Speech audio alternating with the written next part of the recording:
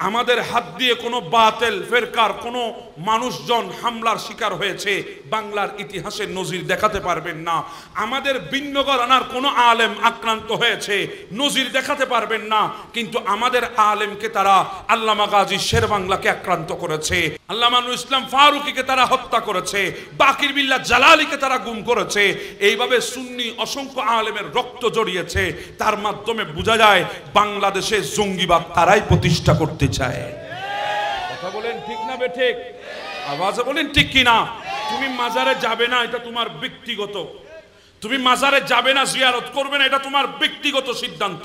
তোমার এই ব্যক্তিগত সিদ্ধান্ত আমার উপর জোরপূর্বক আমার উপর অর্পণ করার চেষ্টা করবে না, জোরপূর্বক আমার উপর খাটানোর চেষ্টা করবে না।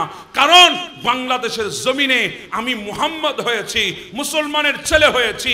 আমি আজকে নিজেকে মুসলমানের সন্তান পরিচয় দিতে পারছি, ইসলামের ছায়া তুলে আসতে পেরেছি গৌর গোবিন্দের কারণে নয়, শাহজালালের রক্তের বিনিময়ে। কথা বলেন ঠিক না বেটে? আর বাংলার জমিনে যারা মুসলমান দাবি করে আল্লাহর ওলির মাজার ভেঙে ফেলার জন্য যারা আন্দোলনের ডাক দেবে, যারা মানুষকে বিভ্রান্তিমূলক বক্তব্য দিয়ে মানুষগুলাকে উস্কিয়ে দেবে, বুঝবেন এরা শাহজালালের উত্তরসূরি নয়, এরা গৌর গোবিন্দের গোষ্ঠী। কথা বলেন ঠিক না বেটা? এই দেশের মধ্যে ইসলাম এনেছে শাহজালাল ইয়ামানি, শাহ ফরান ইয়ামানি, ইনাদের মাধ্যমে আমরা ইসলাম পেয়েছি।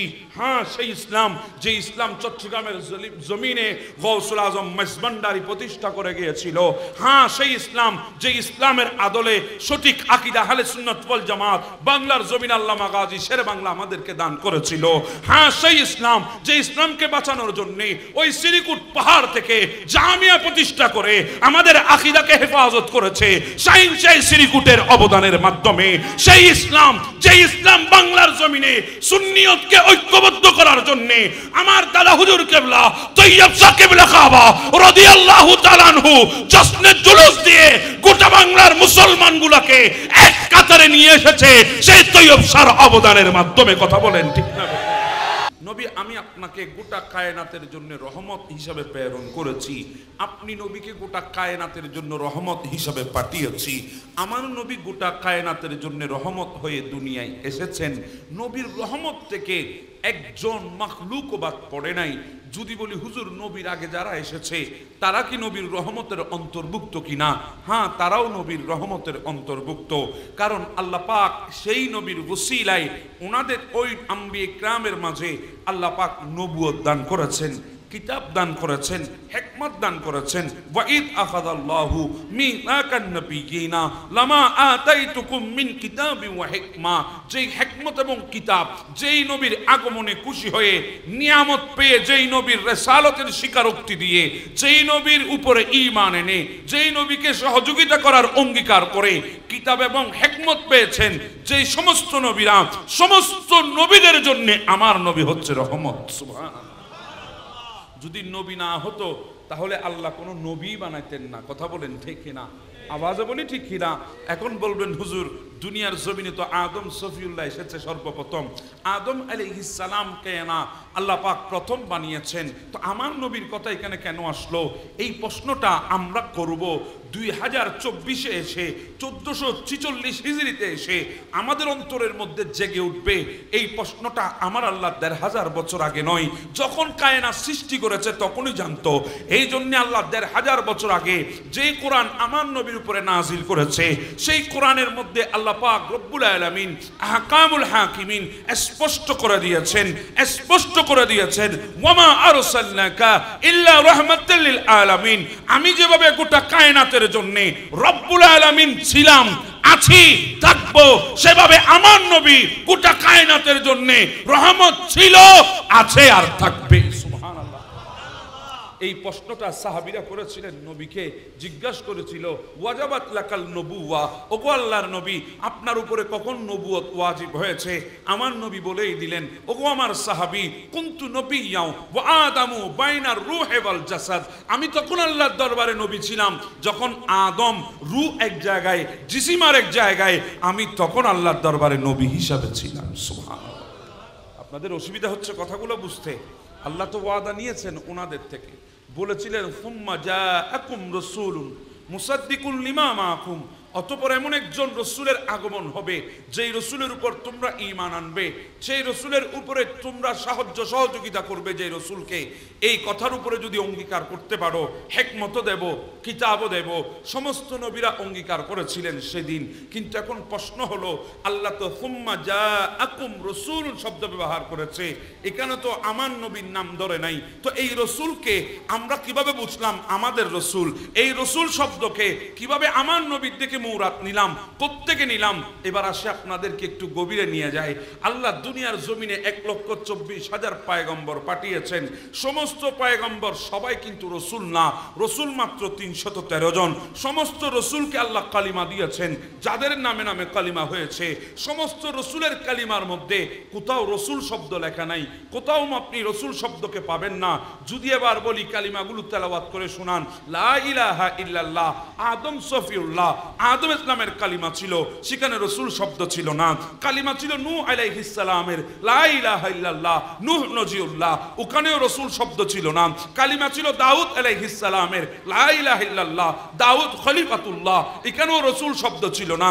কালিমা ছিল ইব্রাহিমের, লা ইলাহা ইল্লাল্লাহ, ইব্রাহিম খলিলুল্লাহ, এখানেও রসুল শব্দ ছিল না। লা ইলাহা ইল্লাল্লাহ, ইসমাইল জবিউল্লাহ, কালিমা ছিল ইসমাইলের, এখানেও রসুল শব্দ ছিল না।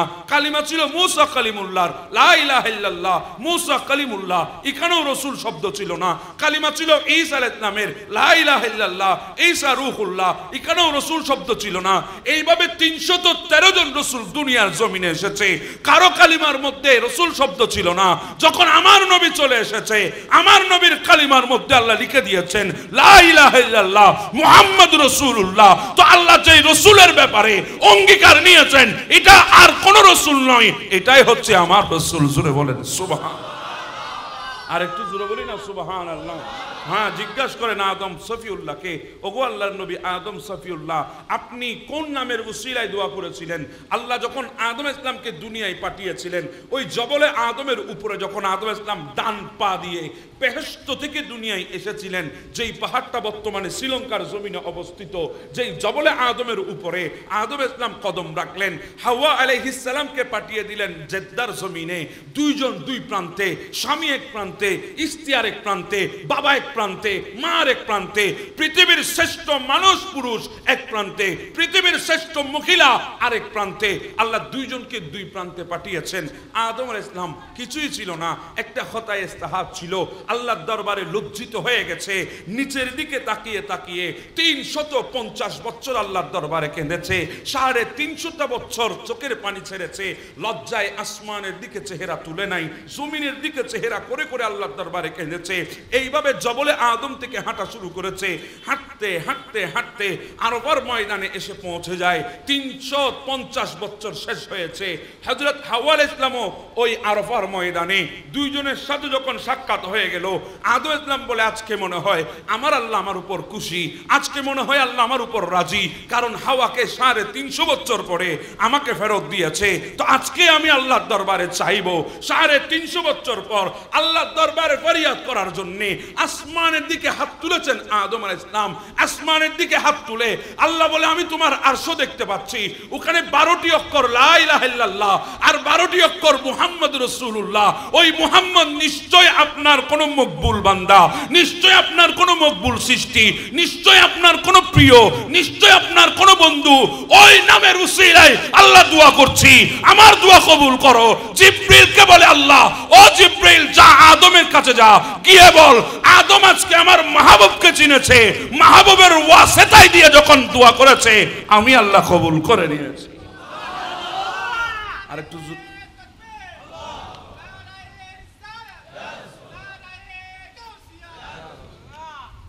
আপনাদের কষ্ট হচ্ছে বাবা কথাগুলো বুঝতে, আমি একটু টাইটলি কথা বলি। সুরটুর দিয়ে টানটুন দিয়ে সময় লস করার পক্ষে আমি নই, কারণ আমরা মুমিন, আমাদের প্রত্যেকটা সেকেন্ডের গুরুত্ব আছে। জি বলেন না, আছে না নাই? সেজন্য আমি প্রাসঙ্গিক কথা বলবো না ইনশাআল্লাহ, যা ধরেছি ওটার মধ্যে আমি থাকবো। একটু টাইটলি কথাগুলো বলবো যাতে সময় লস না হয়। আগামীকাল আবার জুমাবার, কথা বলেন ঠিক না? ঠিক। সবাইকে জুমার নামাজেও যেতে হবে কি হবে না? অবশ্যই হবে। তো বলছিলাম আদম সফিউল্লাহ দোয়া কবুল হয়েছে আমার নবীর উসিলায়। কথা বলেন ঠিক না বেঠিক? এটা আওয়াজে বলি ঠিক কিনা? নবীর উসিলায় দোয়া কবুল হয়েছে। এবার যদি বলি ইব্রাহিম খলিলুল্লাহর কথা, তাহলে তো আশ্চর্য হবেন। ওগো নবী ইব্রাহিম খলিলুল্লাহ, আপনি তো আল্লাহর একজন জলিলুল কদরের পয়গম্বর, যাকে খলিল বলে আল্লাহ ডাক দিয়েছেন, যাকে আল্লাহ বেশি মহাব্বত করেন, যিনি আল্লাহকে বেশি মহাব্বত করেন। ওগো খলিল, আপনাকে এত বড় পয়গম্বর বানিয়েছেন, খলিল বলেছেন, জলিলের খলিল বানিয়েছেন, কিন্তু আপনার পজিশন মর্যাদা কতটুকু হতে পারে?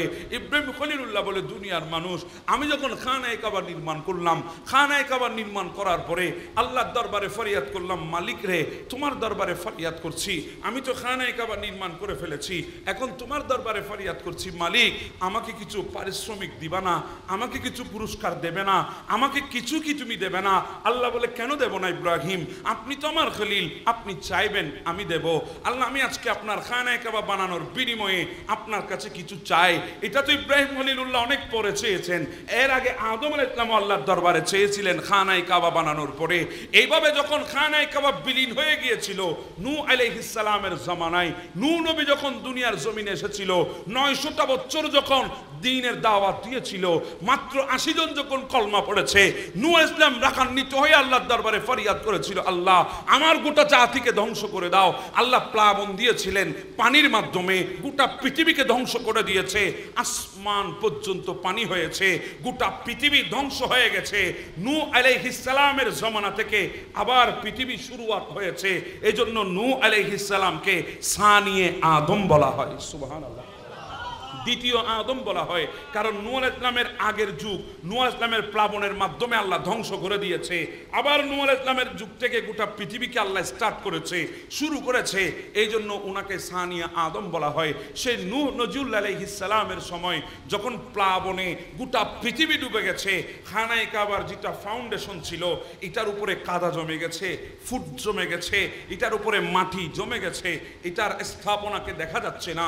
যখন বাবেল শহর থেকে হযরত ইব্রাহিম খলিলুল্লাহ খানায়ে কাবায় আসলো, খানায়ে কাবা নির্মাণ করবে, আল্লাহকে বলে, আল্লাহ এখানে কোনো কিছু তো আমি দেখছি না, ফাউন্ডেশনটা কোথায় খানায়ে কাবার, কোনখান থেকে আমি শুরু করব, এটার ভিত্তিটা কোথায়, যেই ভিত্তি তুমি সর্বপ্রথম ফেরেশতাদের মাধ্যমে দিয়েছো।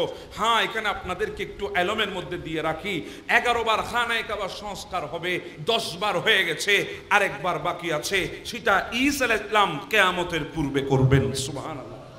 সেই খানায়ে কাবা 10 বার সংস্কার হয়েছে, সেখানে একবার করেছে ইব্রাহিম খলিলুল্লাহ আলাইহিস সালাম। ইনি বলে, আল্লাহ ফাউন্ডেশনটা কোথায়, আমি কোথায় এটার ফাউন্ডেশন দেব, কোথায় এটার স্থাপনা তুলব?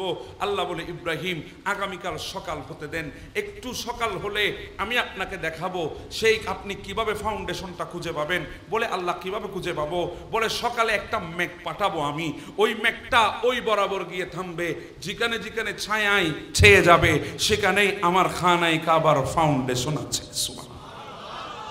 ওই মেঘ এসেছিল পরের দিন, কথা সংক্ষেপ, ওই মেঘ পরের দিন এসেছে, আসার পরে ছায়া দিয়েছে, ছায়ায় গোটা জমিনকে ছেয়ে নিয়েছে, যেখানে যেখানে ছেয়ে নিয়েছে সেখানে সেখানে ইব্রাহিম খলিলুল্লাহ সেই কাবার ফাউন্ডেশন যেটা মাটিতে ঢেকে গেছে, ওই কাবার ফাউন্ডেশন খুঁজে ফেলেন। সেদিন মেঘ আল্লাহর দরবারে ফরিয়াদ করেছিল, আল্লাহ আমাকে কি কোনো পুরস্কার দেবেন না?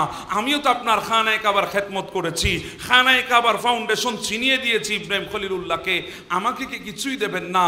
আল্লাহ বলে, মেঘ তুই যখন চাচ্ছিস যা, তোকেও দেব, কি চাস বল না। বলে, আল্লাহ আমি এমন একটা জিনিস চাইবো আপনার দরবারে, যে জিনিসটা এখনো পৃথিবীর জমিনে আপনি পাঠান নাই। বলে, জিনিসটা কি? বলে, জিনিসটা হলো আমি চাই আপনার আখিরি নবীর গোলামি। সুবহানাল্লাহ। আর একটু জোরে বলি না ভাই, সুবহানাল্লাহ। আপনার আখিরি নবীর গোলামি চাই। মেঘ আমার নবী তো আরো অনেক পরে আসবে। বলে, আল্লাহ আমি জানি, কিন্তু তুমি চাইলে আমাকে দুনিয়ার জমিনে রেখে দিতে পারো, আমিও দুনিয়ার জমিনে থাকবো।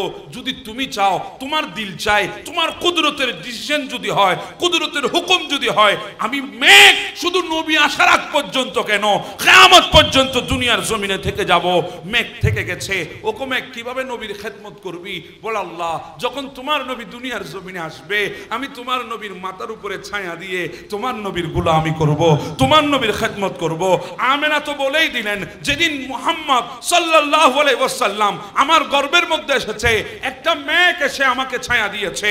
যখন আমার নবী মা আমেনার গর্ভ থেকে দুনিয়ায় এসেছে, ওই মেঘ সেই মা আমেনাকে ছায়া দিয়েছে। জোরে বলেন সুবহানাল্লাহ।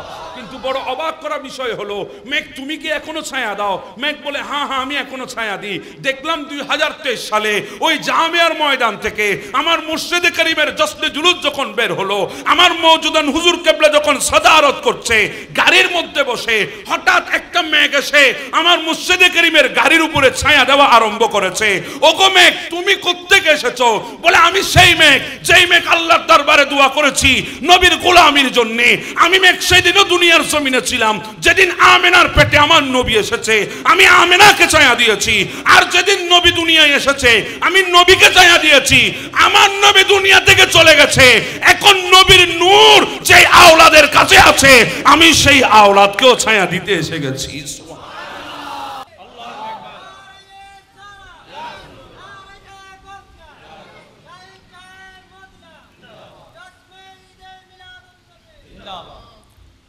সেই মেঘ ছায়া দিয়েছিল আমার নবীকে, সেই মেঘ ছায়া দিচ্ছে নবীর আওলাদকে। সুবহানাল্লাহ বলেন না।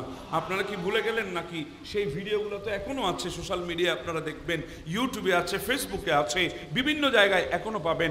আমি যেটা বলতে চাচ্ছিলাম, মেঘ ফরিয়াদ করেছিল নবীর গোলামি, মেঘ পেয়েছে নবীর গোলামি। আর একটা রাওয়ায়াত একটু শোনাই দিই, অসুবিধা হচ্ছে আপনাদের?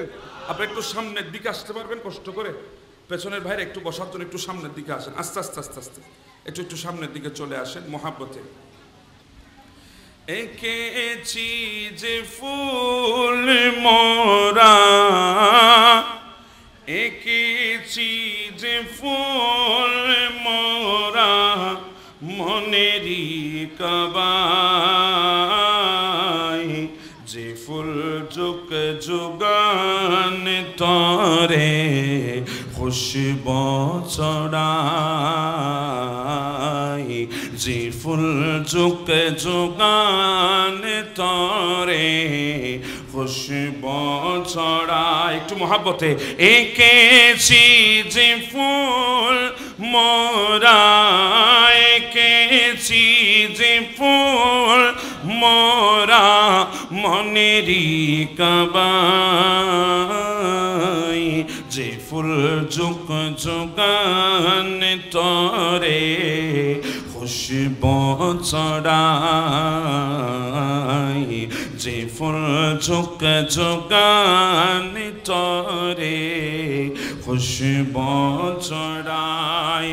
হাবিবে খুদা চিনি নবী কমলি ওয়ালা, তারই ছোঁয়াতে আজ দুনিয়া উজালা, তারই বিরহে দু চোখ, তারই বিরহে দু চোখ অশ্রু ঝরায়,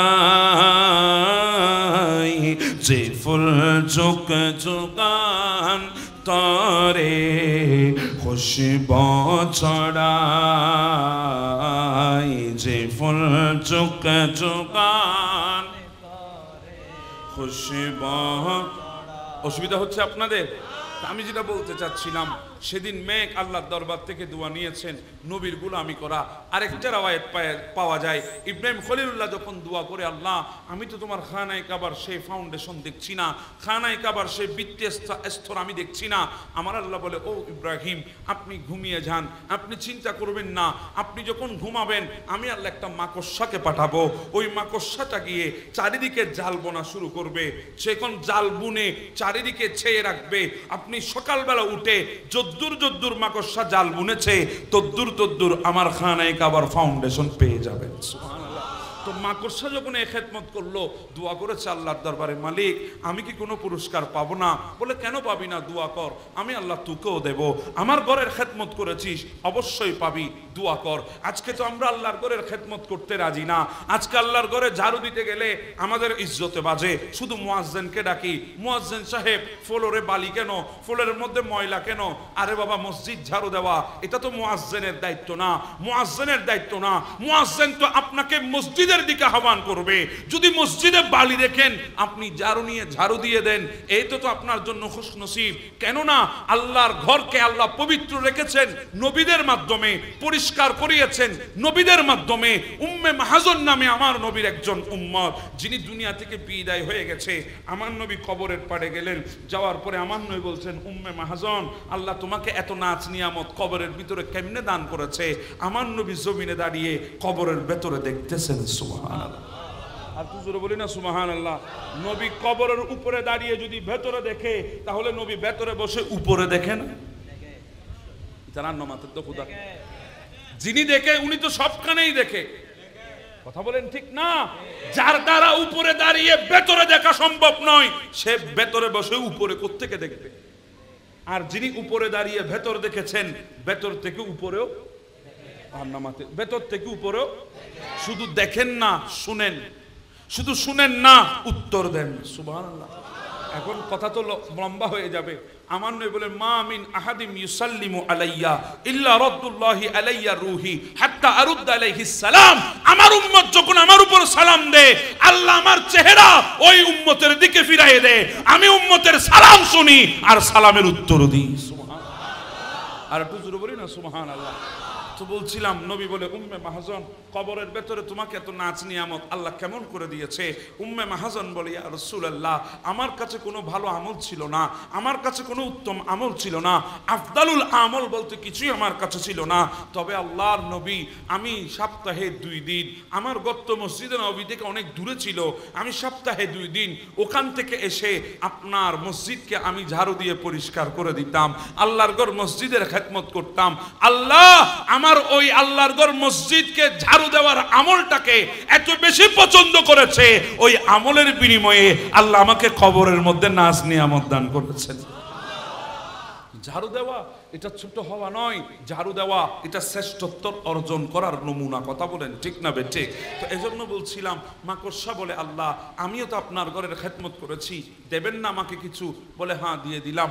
তুই কি চাইবি? চা, তা পাবি। বলে, আল্লাহ আমি চাচ্ছি তোমার মাহবুব নবীর একটু খেদমত করার জন্যে, তোমার আখিরি নবীর গোলামি করার জন্যে। আমার আল্লাহ বলে, মাকড়সা তোর হায়াত তো এতদিন থাকবে না, তুই তো বাঁচলে কমপক্ষে 1 মাস 2 মাস বাঁচবি, এর উপরে আর যাবি না, তো তুই দুনিয়ার জমিনে এতদিন কিভাবে থাকবি? আমার নবী তো আরো অনেক পরে আসবে। আমার নবী বনি ইসরাইলের নবীগুলার পরে, মুসা কালিমুল্লাহর পরে, ঈসা রূহুল্লাহর পরে আমার নবী আসবে। এতদিন পর্যন্ত তুই হায়াত কিভাবে পাবি? বলে, আল্লাহ আমি একজন মালিকের কাছে চাচ্ছি, যেই মালিক পারে না এমন কোনো কিছুই নাই। আমি এমন এক মালিকের কাছে চাচ্ছি, যেই মালিক পারে না এমন কোনো কিছুই নাই। আল্লাহ আপনি যদি চান আমি দুনিয়ায় থাকতে পারবো, আপনি যদি চান আমার হায়াত বাড়িয়ে দিতে পারবেন, আপনি যদি চান আমি দুনিয়ার জমিনে নবীর গোলামি করতে পারবো। আল্লাহ বলে, ঠিক আছে তোকে দিয়ে দিলাম, যা তুই জঙ্গলে জঙ্গলে থাক, যা তুই যেখানে ইচ্ছা সেখানে থাক। একদিন সময় আসবে আমি তোকে ডাক দেব, সেদিন চলে আসবি নবীর খেদমত করার জন্যে। ওই মাকড়সা গোটা পৃথিবীতে ঘুরেছে, আমার নবীর খেদমত করার জন্য দুনিয়ার বুকে রয়ে গেছে। যেদিন আমার নবী মক্কা থেকে মদিনায় হিজরত করবে, আমার নবী যখন মক্কা থেকে বেরিয়ে গেল, সিদ্দিক আকবরকে সাথে নিয়ে ওই গারে সুরের মধ্যে যখন চলে গেল, গারে সুরের ভেতরে নবী যখন প্রবেশ করে ফেললো, অনেকে মনে করেছেন আমার নবী সেখানে আছে, অনেকে মনে করেছেন নবী সেখানে নাই। কারণ কি? কারণ নবী যখন গারে সুরের মধ্যে প্রবেশ করেছে, আল্লাহ ডাক দিয়েছে, মাকড়সা আয় আয় এবার নবীর খেদমত শুরু কর। আল্লাহ কিভাবে? আমার নবী গারে সুরের মধ্যে, তুই মুখের মধ্যে গিয়ে জাল বুনে দে। তুই যখন জাল বুনে দিবি, কাফেররা মনে করবে এখানে নবী ঢুকে নাই। যদি ঢুকতো মাকড়সার জাল ভেঙে যেত। যেহেতু মাকড়সার জাল ভাঙে নাই, সেহেতু নবী সেখানের মধ্যে ঢুকে নাই। এই কথা ভেবে তারা চলে যাবে, আমার নবী হেফাজতে থাকবে। এই কথা শুনে মাকড়সা দূরে এসে ওই হিজরতের রাতে গারে সুরের মুখে জাল বুনে দিয়ে আখিরি নবীর গোলামি করে নিয়েছেন। সুবহানাল্লাহ।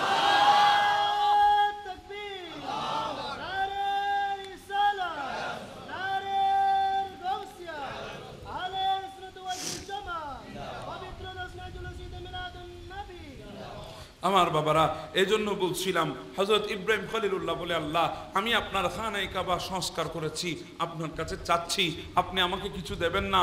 বলে হ্যাঁ দেব, আপনি চান। তখন ইব্রাহিম খলিলুল্লাহ দোয়া করেছেন আল্লাহর দরবারে, আল্লাহ আমি আপনার কাছে চাচ্ছি আপনার আখরি নবীকে আমার বংশ দিয়ে দুনিয়ার জমিনে পাঠিয়ে দেবেন। আল্লাহুম্মা ওয়াবাস ফীহিম রাসূলা, আখরি নবীকে আমার বংশ দিয়ে পাঠিয়ে দিন, আখরি নবীর আবির্ভাব আমার বংশ দিয়ে করে দিন। আল্লাহ আমি আপনার কাছে আখরি নবীর আগমন চাচ্ছি, আপনার কাছে মিলাদুন নবীর আগমন চাচ্ছি, আপনার কাছে আখরি নবীর মিলাদ চাচ্ছি। আমার নবীর মিলাদের জন্য ইব্রাহিম খলিলুল্লাহ দোয়া করেছেন, দোয়া করে এমন ইজ্জত কামিয়েছেন আমার আল্লাহ সেই ইব্রাহিম যে পাথরের উপর দাঁড়িয়েছে ওই পাথরকে মুসল্লা বানিয়ে দিয়েছেন। আরো জোরে বলি না সুবহানাল্লাহ। এখন তো হুজুর অনেকে মিলাদুন নবী মানে না। আমি বললাম ভাই যারা মানিস না, কিন্তু খানায়ে কাবায় গিয়ে ইব্রাহিম খলিলুল্লাহ সে মকামে ইব্রাহিমকে মুসল্লা হিসেবে সামনে নিয়ে ওয়াজিবুত তাওয়াফ 2 রাকাত নামাজ পড়িস, এটাও তো মিলাদুন নবীর দলিল। যদি বলে কিভাবে? ওগো আল্লাহর বান্দারা, এখন প্রশ্ন আপনাদের কাছে, মকামে ইব্রাহিম এটা একটা পাথর, এই পাথরকে সামনে নিয়ে কেন নামাজ পড়তে হবে? কারণ কি? আরো নামাজ পড়তে হবে ওয়াজিবুত তাওয়াফ, এটা ওয়াজিব, বাধ্যতামূলক আপনাকে পড়তে হবে। এটা বাধ্যতামূলক কেন হলো? ওয়াজিব কেন হলো? আবশ্যক কেন হলো? তখন তারা বলবে এটার উপর ইব্রাহিম ইসলাম কদম রেখেছে, আল্লাহর ঘর বানিয়েছে, এই জন্য এটার দাম বেড়ে গেছে।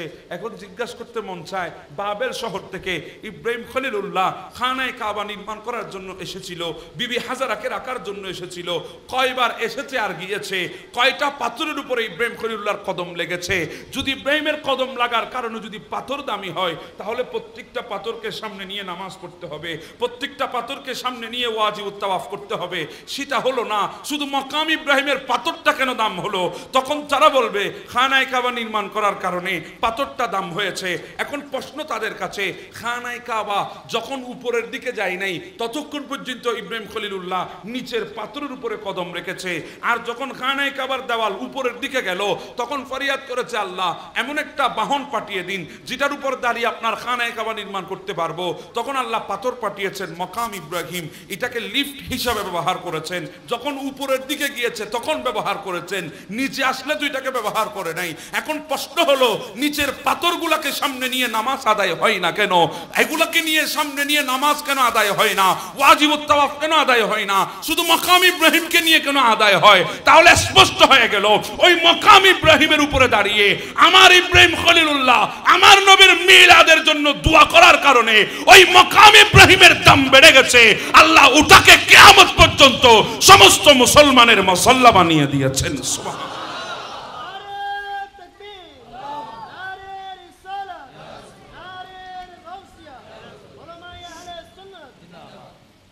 কথা তো অনেক বলে ফেললাম বাবা, 2 ঘন্টার ওয়াজ করে ফেলেছি, আসেন আর একটু সামনের দিকে যাই। এটা তো ইব্রাহিম খলিলুল্লাহর কথা বললাম।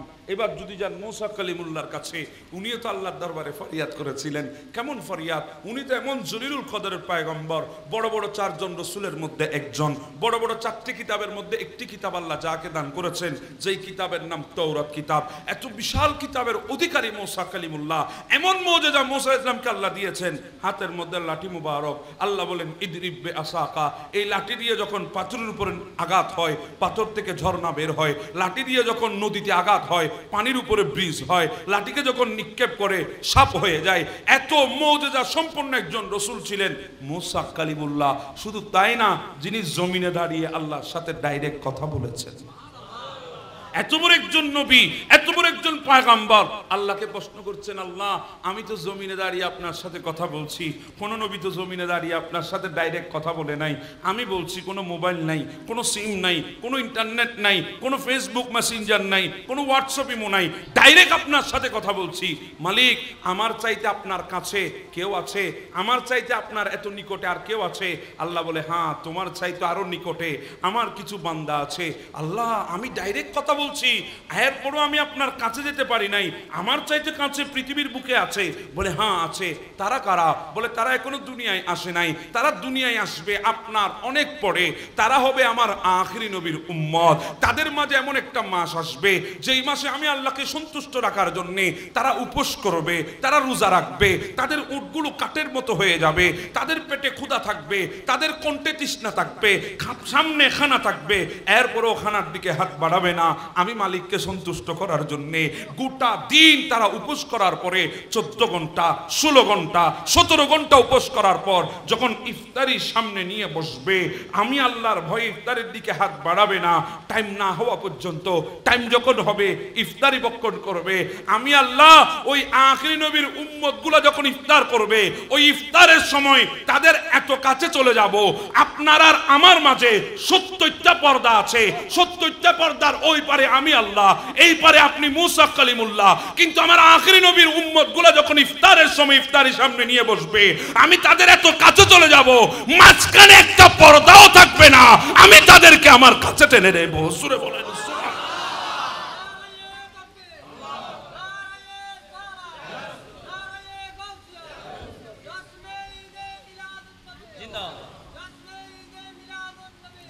ওগো মূসা কলিমুল্লাহ, শুধু তাই নয়, আমি আল্লাহ আপনাকে শুনাই দিই, তাদেরকে আমি কতটা আপন করে নিয়েছি, তাদেরকে আমি কতটা কাছে টেনে নিয়েছি, তাদেরকে আমি কতটা কাছে টেনে নিয়েছি।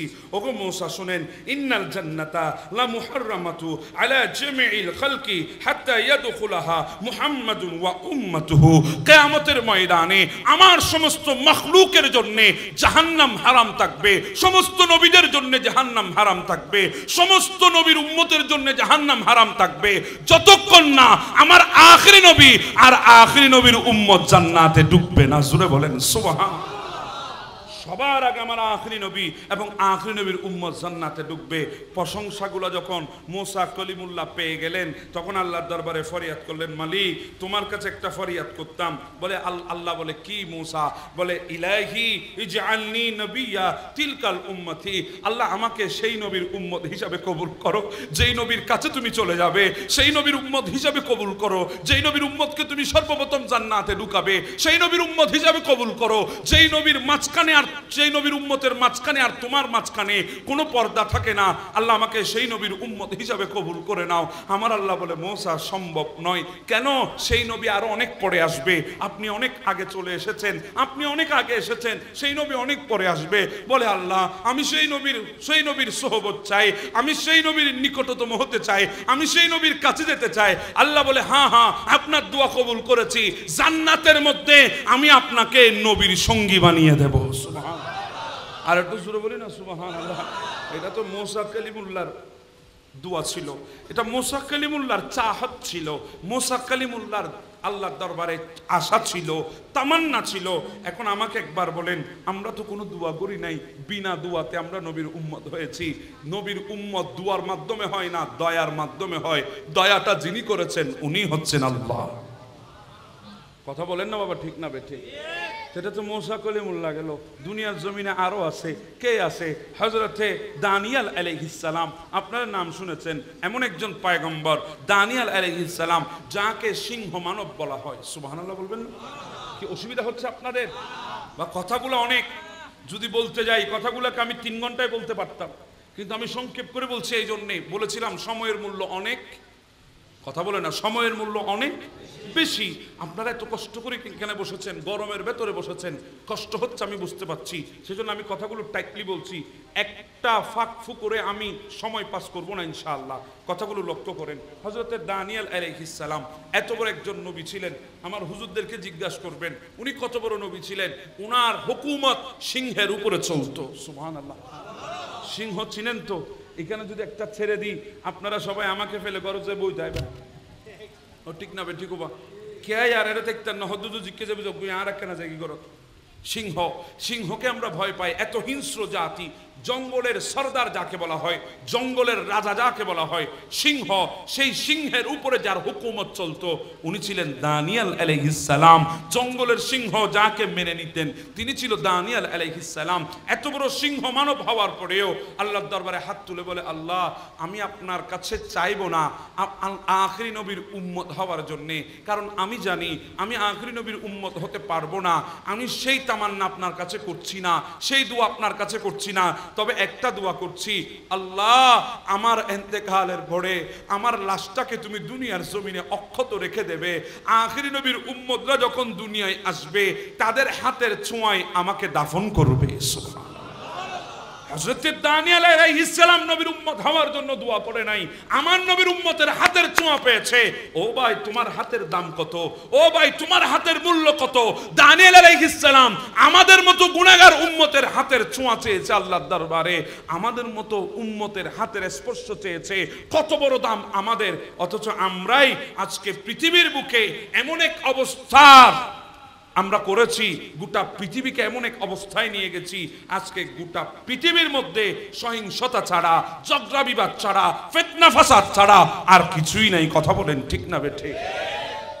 এই তো আমাদের বাংলাদেশ স্বাধীন হয়েছে, আমরা সবাই বলছি 2024-এ বাংলাদেশ আবার স্বাধীন হয়েছে। হ্যাঁ, আমরা স্বাধীনতা পেয়েছি, কিন্তু এখন আমার প্রশ্ন হলো, আদৌ কি স্বাধীনতা এসেছে, নাকি মুখের ভাষার বুলি বানিয়েছি স্বাধীনতাকে, নাকি আমাদের অধিকার হাসিল করার জন্য স্বাধীনতাকে আমরা বাহানা বানিয়েছি, স্বাধীনতার স্লোগান লাগিয়েছি? আদৌ কি জীবনে স্বাধীনতা এসেছে?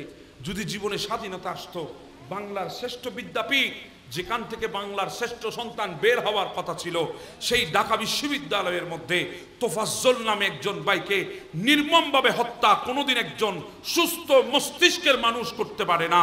যত বড় অপরাধী হোক, যত বড় গুনেগার হোক, যত বড় আসামি হোক, তাকে পিটিয়ে হত্যা কোনো সুস্থ মস্তিষ্কের মানুষ করতে পারে না।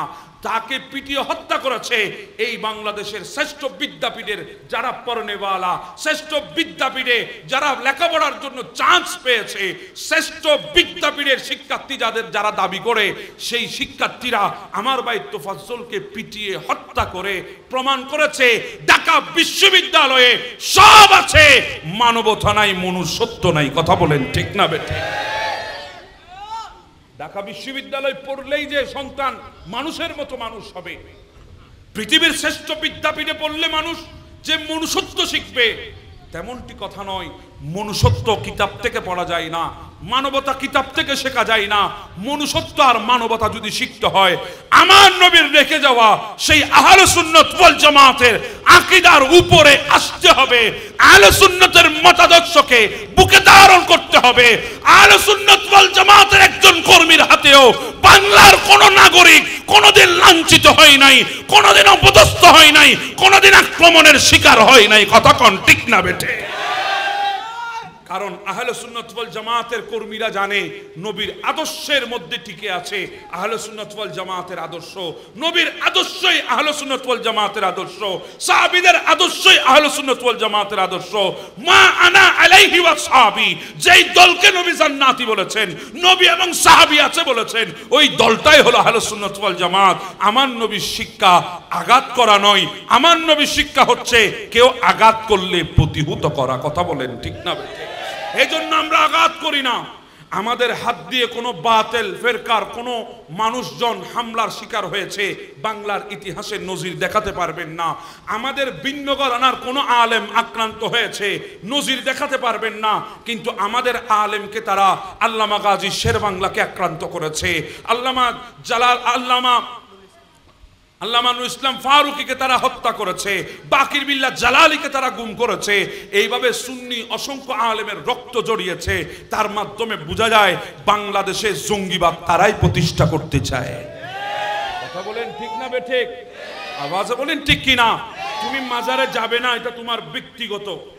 তুমি মাজারে যাবে না, জিয়ারত করবে না, এটা তোমার ব্যক্তিগত সিদ্ধান্ত। তোমার এই ব্যক্তিগত সিদ্ধান্ত আমার উপর জোরপূর্বক আমার উপর অর্পণ করার চেষ্টা করবে না, জোরপূর্বক আমার উপর খাটানোর চেষ্টা করবে না। কারণ বাংলাদেশের জমিনে আমি মুহাম্মদ হয়েছি, মুসলমানের ছেলে হয়েছি। আমি আজকে নিজেকে মুসলমানের সন্তান পরিচয় দিতে পারছি, ইসলামের ছায়া তুলে আসতে পেরেছি গৌর গোবিন্দের কারণে নয়, শাহজালালের রক্তের বিনিময়ে। কথা বলেন ঠিক না বেটে? আর বাংলার জমিনে যারা মুসলমান দাবি করে আল্লাহর ওলির মাজার ভেঙে ফেলার জন্য যারা আন্দোলনের ডাক দেবে, যারা মানুষকে বিভ্রান্তিমূলক বক্তব্য দিয়ে মানুষগুলাকে উস্কিয়ে দেবে, বুঝবেন এরা শাহজালালের উত্তরসূরি নয়, এরা গৌর গোবিন্দের গোষ্ঠী। কথা বলেন ঠিক না বেটে? এই দেশের মধ্যে ইসলাম এনেছে শাহজালাল ইয়ামানি, শাহ ফরান ইয়ামানি, ইনাদের মাধ্যমে আমরা ইসলাম পেয়েছি। হ্যাঁ, সেই ইসলাম, যে ইসলাম চট্টগ্রামের জমিনে গৌসুল আজম মেজবান্ডারি প্রতিষ্ঠা করে গিয়েছিল। হ্যাঁ, সেই ইসলাম, যে ইসলামের আদলে সঠিক আকীদা আহলে সুন্নাত ওয়াল জামাত বাংলার জমিন আল্লামা গাজী শেরে বাংলা আমাদেরকে দান করেছিল। হ্যাঁ, সেই ইসলাম, যে ইসলামকে বাঁচানোর জন্য ওই সিরিকুট পাহাড় থেকে জামিয়া প্রতিষ্ঠা করে আমাদের আকীদাকে হেফাজত করেছে শাহিন শাহ সিরিকুটের অবদানের মাধ্যমে। সেই ইসলাম, যে ইসলাম বাংলার জমিনে সুন্নিয়তকে ঐক্যবদ্ধ করার জন্য আমার দাদা হুজুর কেবলা তৈয়ব শাহ কেবলা কাবা রাদিয়াল্লাহু তাআলা আনহু জশ্নে জুলুস দিয়ে গোটা বাংলার মুসলমানগুলোকে এক কাতারে নিয়ে এসেছে সেই তৈয়ব শাহর অবদানের মাধ্যমে। কথা বলেন ঠিক না? আমরা ইসলাম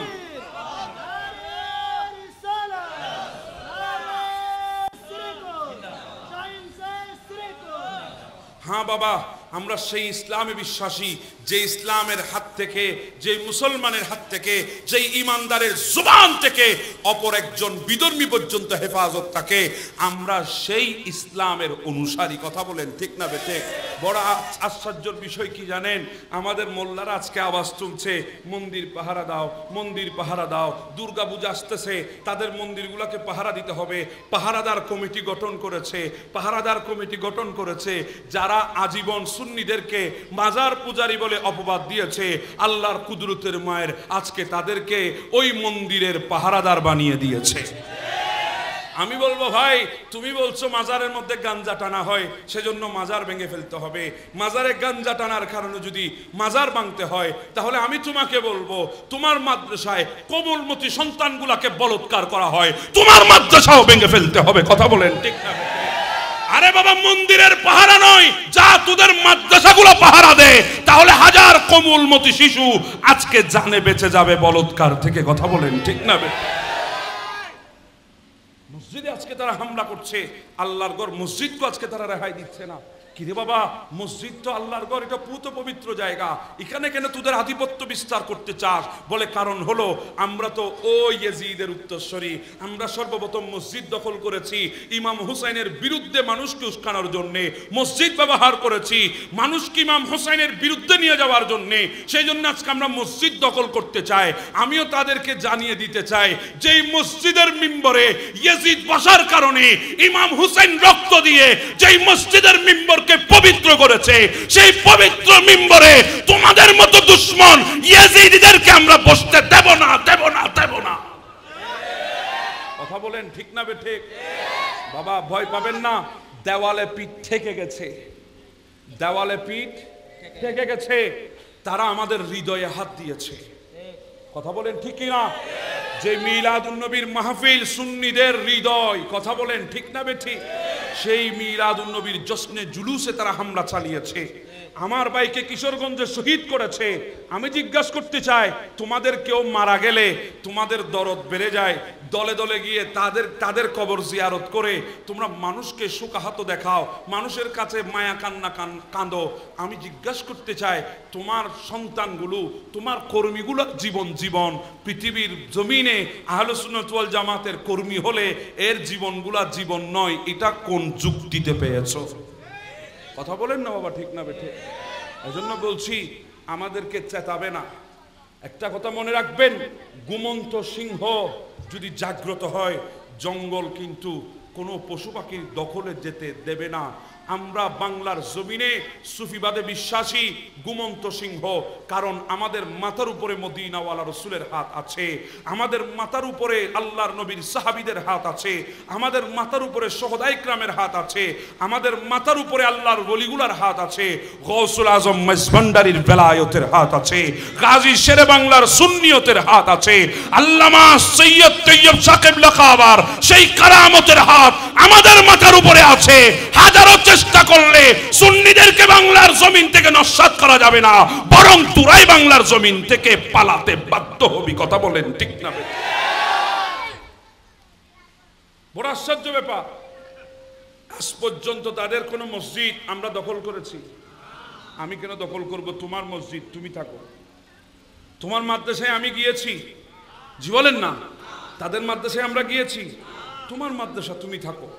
কিন্তু আমার মাদ্রাসা যে যুগ যুগ ধরে যে মাদ্রাসাগুলো সুন্নি আহলে সুন্নাত ওয়াল জামাতের আকীদার উপর প্রতিষ্ঠিত, যেই মসজিদগুলো আহলে সুন্নাত ওয়াল জামাতের আকীদার উপরে প্রতিষ্ঠিত, যেই মাজারগুলো আহলে সুন্নাত ওয়াল জামাতের প্রাণ কেন্দ্র, সেগুলোর উপর তোমাদের হামলা কেন? হ্যাঁ, মাজারের মধ্যে অনেক কিছু হয়, গাঞ্জা টানা হয়, বেপরদা নারীদের আসা যাওয়া হয়, সেগুলো যদি হয়ে থাকে, এগুলার বিরুদ্ধে তো আমরা আজীবন বলে আসতেছি। সুন্নি কোনো আলেম কি এগুলার পক্ষে বলেছে? জি বলেন না, পক্ষে বলেছে? না, পক্ষে বলে নাই। ঘরের একজন সন্তান খারাপ হয়েছে বলে আমি গিয়ে ওই বাবার ঘরকে ভেঙে দিতে পারবো না। কথা বলেন ঠিক না বেঠিক? ওই বাবার ঘরে সন্তান যখন খারাপ হয়েছে, ওই সন্তানকে আমার দায়িত্ব বুঝিয়ে হক পথে আনা, ভেঙে দেওয়া এটা আমার দায়িত্ব নয়। ভেঙে দেওয়া মানে উগ্রতা প্রতিষ্ঠা করা। কথা বলেন না ভাই, ঠিক না বেঠিক? হ্যাঁ, তুমি 10টা আমাকে দেবে, আমি তো 2টা হলেও তো দেওয়ার জন্য চেষ্টা করব। কথা বলেন না ভাই, ঠিক না বেঠিক? তুমি মনে রাখবা, তোমার 10টা আমার 2টা কিন্তু বরাবর। কথা বলেন ঠিক না? ওই 313 জন বদরের ময়দানে হাজারের ঊর্ধ্বে তারা ছিল, 72 জন কারবালার ময়দানে 22,000-এর ঊর্ধ্বে তারা ছিল, কিন্তু তারা ওই 72 জনকে এমন ভাবে ভয় পেয়েছে, 22,000 জন আনার পরেও ইমাম হুসেনের সামনাসামনি তারা হয় নাই। দূর থেকে তীর আর পাথর মেরেছে। তোমরা দূর থেকে ডিল ছুটতে থাকবে, আর আমরা নারে রিসালাতের স্লোগান দিয়ে সামনে অগ্রসর হব। প্রয়োজনে জানকে কোরবান করে হলেও বাংলার জমিনে সুন্নিয়ত প্রতিষ্ঠা করব। আপনারা রাজি আছেন তো? যে বলেন ইনশাআল্লাহ রাজি আছেন তো? আগামীতে সুন্নিয়তের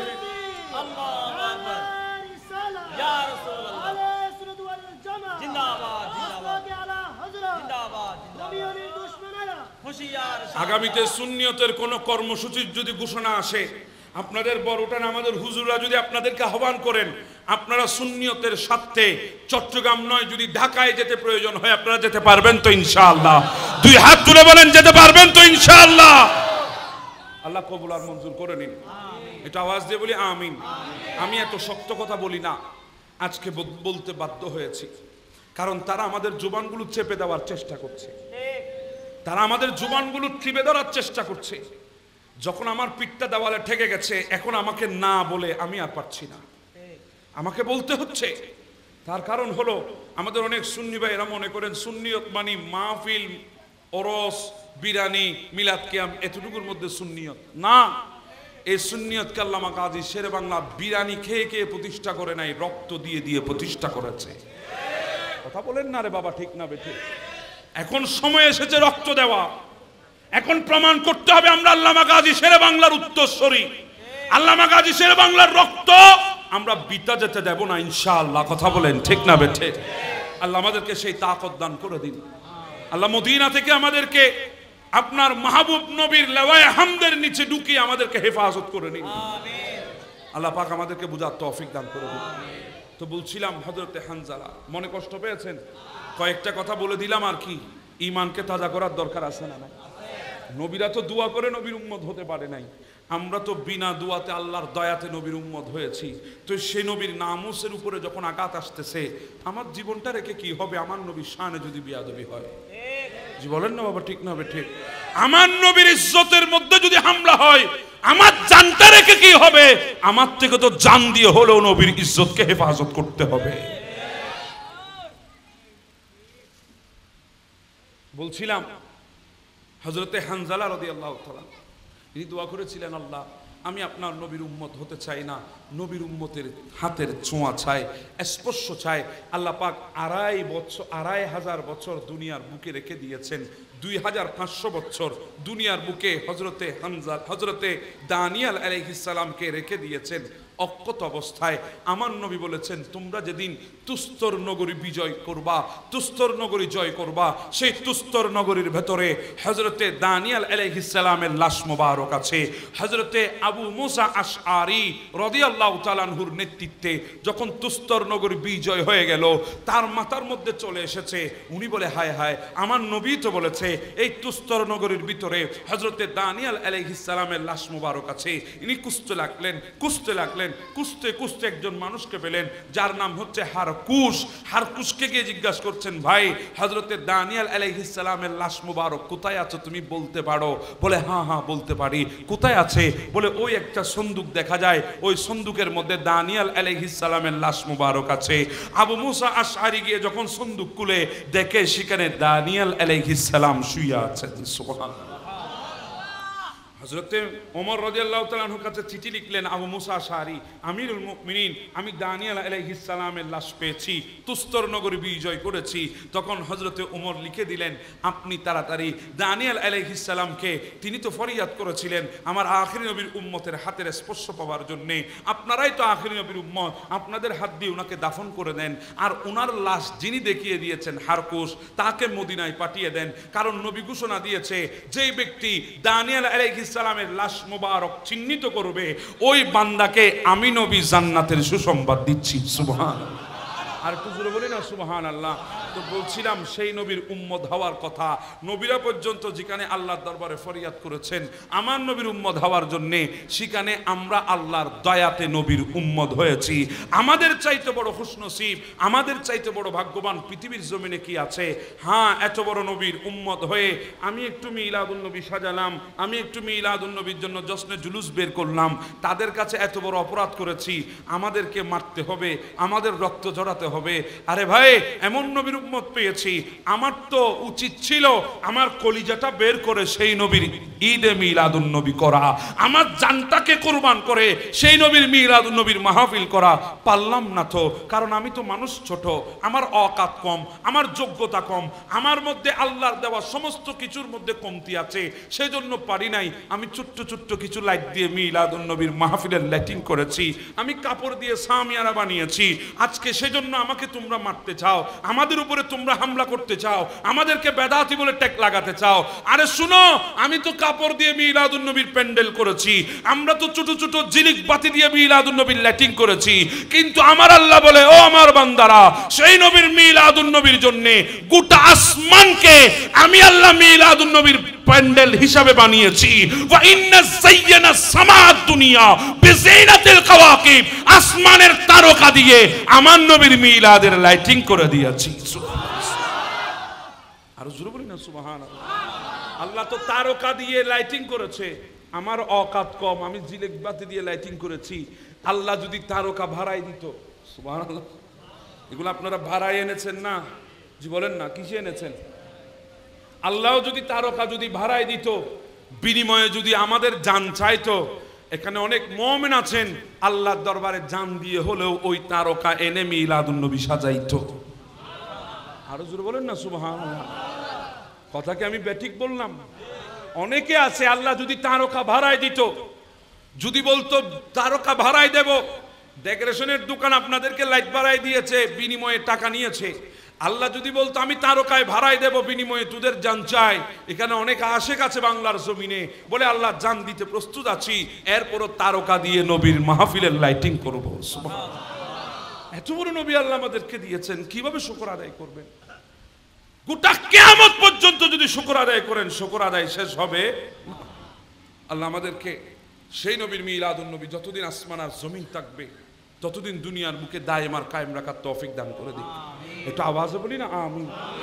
আমি আপনাদেরকে অনুরোধ করবো, বাবারা, আমরা মিলাদুন নবী করছি বড় আনন্দ নিয়ে, সেই নবীর উম্মত হয়েছি বড় আনন্দ নিয়ে, কিন্তু আমাদের মধ্যে একটা জিনিসের অবহেলা দেখা যায়, সেটা হচ্ছে আমাদের আপাদ মস্তকের মধ্যে নবীর সুন্নত আমরা প্রাধান্য দিই না। কথা বলেন ঠিক না? আমরা নবীর সুন্নতকে আমাদের জীবনে মানতে চাই না। নবীর মাহফিল শুনে আমাদের হৃদয় ঘামে, চোখের পানি আসে, আমরা হায় হতাশ করি, সুবহানাল্লাহর আওয়াজ তুলি না, আরে তাকবীর রিসালাতের স্লোগান দিয়ে জজবাকে হালকা করি, কিন্তু নবীর সুন্নত আমাদের মধ্যে নাই। তা আজকে আমি আপনাদের কাছে অনুরোধ করব, দুইটা যুবক আমাকে দাঁড়িয়ে ওয়াদা করতে হবে। যারা বলবে হুজুর আমার মুখের মধ্যে নবীর সুন্নত দাড়ি নাই, কারণ এটা এমন এক সুন্নত, পৃথিবীর বুকে আমি তসবিহ গুনছি, তসবিহটা দুনিয়ার জমিনে রেখে যেতে হবে। আমি মুসল্লার উপরে নামাজ পড়ছি, মুসল্লাটা দুনিয়ায় রেখে যেতে হবে। আমি মিসওয়াক করছি, মিসওয়াকটা দুনিয়ায় রেখে যেতে হবে। আমি পাগড়ি পরছি, পাগড়িটাও দুনিয়ার বুকে রেখে যেতে হবে। এইভাবে যতগুলো আমল আমি করছি, পাঞ্জাবি পরছি, নবীর সুন্নতের সেই লেবাস পরেছি, সমস্ত কিছু আমাকে দুনিয়ায় রেখে যেতে হবে। কিন্তু নবীর সুন্নাহ, এই দাড়িটা আমার সঙ্গে যাবে। এই সুন্নত হচ্ছে আমার পরিচয়পত্র, এই সুন্নত হচ্ছে আমার আইডেন্টিফাই, এই সুন্নত হচ্ছে আমার আইডি কার্ড, যেটা আমার সাথে যাবে। ফেরেশতারা আমার চেহারা দেখে বুঝবে আখরি নবীর উম্মত, মুকবরা নবীর সুন্নাত, কত সুন্দর চেহারা। এই জন্যে আমি আপনাদের কাছে অনুরোধ করব, দুইজন যুবক আজকে ওয়াদা করতে হবে, হুজুর মিলাদুন নবীর মাহফিলকে সাক্ষী রেখে ওয়াদা করলাম, নবীর এই আফজল সুন্নতকে আমি আমার বুকের মধ্যে ধারণ করলাম। ওয়াদা করছি আমি আমার নবীর সুন্নতকে রেখে দেব, আর নবীর সুন্নত কাটবো না, নবীর কলিজার উপরে আঘাত করব না। এই ধরনের দুইজন যুবক আজকে আমাকে দেখাতে হবে। হাত তুলে দেখান, মাত্র দুইজন, যাদের দাড়ি নাই, দাড়ি রাখেন নাই, ক্লিন শেভ করেন, এই ধরনের দুইজন ভাই আমাকে দেখান।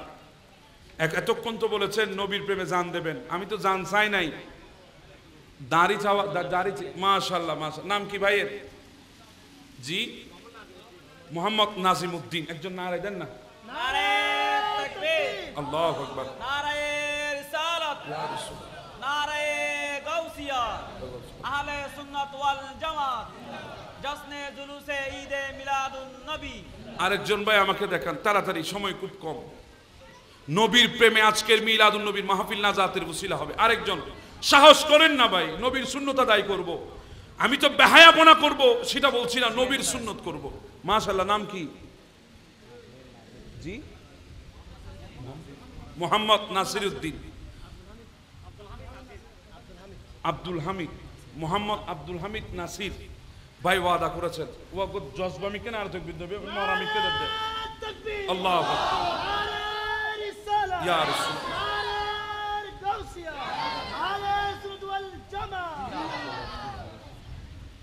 মাশাআল্লাহ। আমার ভাই নাসির উদ্দিন, আবু বকর, কি নাম? আব্দুল হামিদ নাসির। আরেকজন ভাই নাজিম উদ্দিন। আল্লাহ, এই দুই ভাই আজকে তোমার মিলাদুন নবীর মাহফিলকে সাক্ষী রেখে তোমার নবীর সুন্নতকে ধারণ করার জন্য ওয়াদা করেছে। আল্লাহ, তোমার গায়বী খজানা থেকে মদদ দিয়ে তাদেরকে সাহায্য করে দাও। আল্লাহ, আজকের মাহফিল তাদের উসিলায় কবুল করে নাও। আল্লাহ, তাদেরকে নবীর সুন্নত দিয়ে জীবন সাজানোর তৌফিক দান করে দাও। যুবক ভাইয়েরা, অনেকের মুখে দাড়ি নাই, আমি দেখতেছি। এই দাড়িগুলোর ওজন কয়েকশো কেজি না, এগুলো নবীর সুন্নত, এত বেশি সুন্নত। তুমি মনে করছো দাড়ি রাখলে আমাকে কম স্মার্ট দেখাবে, দাড়ি রাখলে আমাকে আধুনিক কম দেখাবে, দাড়ি রাখলে আমি আনস্মার্ট হয়ে যাব। কিন্তু আমি তোমাকে বলি, তুমি ক্লিন শেভ করে ফেসবুকে পোস্ট দাও, সেখানে 100-200 লাইক পড়ে না। আর আমার মুখে দাঁড়িয়ে আমি পোস্ট দিলে 3-4 হাজার 5,000 লাইক পড়ে। তাহলে বোঝা যায় নবীর সুন্নতের পাওয়ার কত বেশি। কথা বলেন ঠিক না বেঠে? দাড়ি রাখলে আনস্মার্ট নয়, ওই বান্দার চাইতে স্মার্ট পৃথিবীর জমিন আর কেউ নাই। কথা বলেন ঠিক কিনা? আজকে থেকে যারা দাড়ি রাখেন নাই, ভেতরে ভেতরে আপনারা নিয়ত করেন আজকে থেকে দাড়ি রাখার তৌফিক দান করেন। বাবা, মাহফিল বেশি করতে হয় না, বাস এই দুইজনের ওসিলে আজকের মাহফিল কবুল হয়ে গেছে। আরো জোরে বলি না আমিন। মাহফিলগুলো আমরা কেন করি? আমল করার জন্যে। তা আজকে দুইজনে আমল করার নিয়ত করেছে। এই মাহফিল আজকের জন্য আমাদের, এই দুইজনের মাধ্যমে এই মাহফিল আমাদের নাজাতের ওসিলা। আল্লাহ কিয়ামত পর্যন্ত মাহফিলকে দায়েম আর কায়েম রাখার তৌফিক দান করে দিক, আমিন। আমি আপনাদের কাছে বিদায় নিচ্ছি। আমার হুজুর আছেন, হুজুর আখেরি মোনাজাত দেবেন, আপনার সাথে কথা বলবেন। আমি একটু অসুস্থ মানুষ, আজকে সারাদিন রাস্তায় রাস্তায় ছিলাম। আপনারা ফেসবুকে হয়তো দেখেছেন, আজকে বিশাল মুরাদপুরের মধ্যে বিশাল জমায়েত ছিল, মানববন্ধন ছিল, বিক্ষোভ মিছিল ছিল। আমার পা ফুলে গেছে। আমি এতক্ষণ কথা বলতে পারবো এটা আমি ভাবি নাই, তারপরও 1.5 ঘন্টা মতো কথা বলে ফেলেছি। আপনাদের কাছে দোয়া চাচ্ছি সুন্নিয়তের জন্য, যাতে জীবনটা কুরবান করতে পারি। আল্লাহ সেই তৌফিক আমাদেরকে দান করুক। বললাম তো হুজুর করবে দোয়া, ইনশাআল্লাহ আমার জন্য দোয়া করবেন। আমি হুজুর কাছে দোয়া চাচ্ছি। হুজুর আপনাদের এখানের, ওনার দোয়া আপনাদের জন্য বেশি রাখবে। আমি ওনার কাছে দোয়া চেয়ে আমি বিদায় নিচ্ছি।